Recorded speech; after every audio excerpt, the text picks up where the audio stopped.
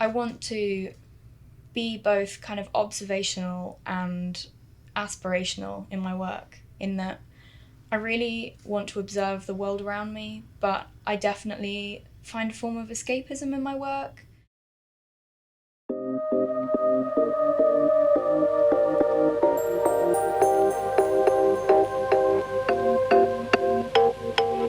My name's Tink and I'm an illustrator from the UK. So my full name's Octavia, but everyone calls me Tink. It's just a nickname I've had since I was a kid. My brother couldn't say Octavia, so he used to call me Tink or Tinks, and it just kind of stuck. My project's called Joyful Every Day, and stemming from my experiences with anxiety and depression, it's about finding the joy in the kind of mundane, tiny things that make up everyday life. I went to university in London and I lived there for 5 years, started studying a master's, at which point my mental health became something that I couldn't manage on my own anymore.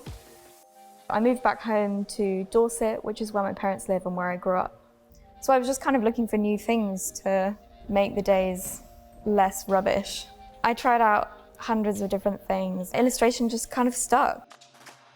It became very addictive very quickly because I'd had that absence of joy for so long. And then to suddenly find something where I was like, I really like this, I feel like I get this, kind of became all absorbing. So being able to pull like tiny little things that gave me joy every day into bigger illustrations and hopefully a career is really important to me.